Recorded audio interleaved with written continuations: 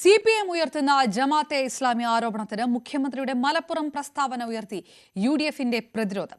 പരസ്യപ്രചാരണത്തിന് നാളെ പൂട്ടുവീഴാനിരിക്കെ വനം വന്യജീവി പ്രശ്നങ്ങളടക്കം തെരഞ്ഞെടുപ്പ് രംഗത്തേക്ക് ഉയർന്നു വരുന്നുണ്ട്.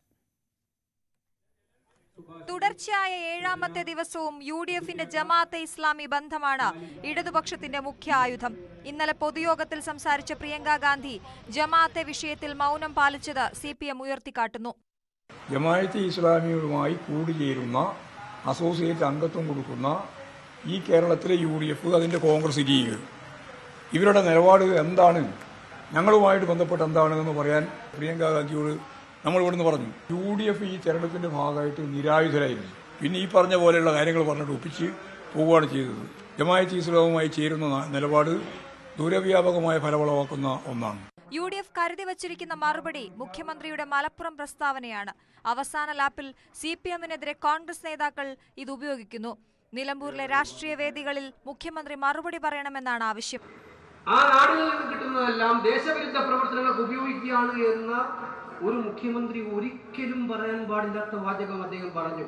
നമ്മൾ ആവശ്യപ്പെട്ടു, ഇത് മലപ്പുറത്തിനോടുള്ള അദ്ദേഹം കാണിച്ച വഞ്ചനയാണ്, അതിന് അദ്ദേഹം മാപ്പ് പറയണം. അദ്ദേഹം 3 ദിവസം ഇവിടെ ഉണ്ടായിട്ടും അതിനെക്കുറിച്ച് ഒരു അക്ഷരം വേണ്ടിയില്ല. എന്നാൽ ഞാൻ അങ്ങനെ പറഞ്ഞിട്ടില്ല എന്നും പറഞ്ഞിട്ടില്ല, മാപ്പ് പറയുന്നു പറഞ്ഞിട്ടില്ല.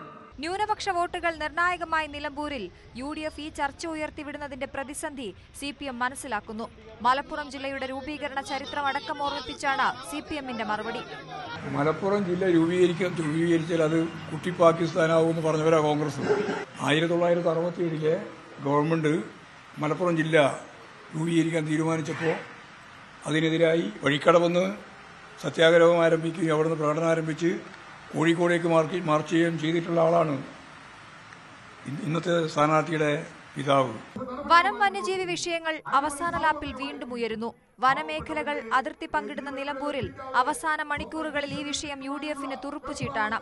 വന്യജീവി ആക്രമണത്തിൽ അതുമായി ബന്ധപ്പെട്ട് അതിനൊരു പ്രതിഷേധം നടത്തിയതിന്റെ പേരിൽ 2 കേസിലെ പ്രതിയാണ് ഞാൻ.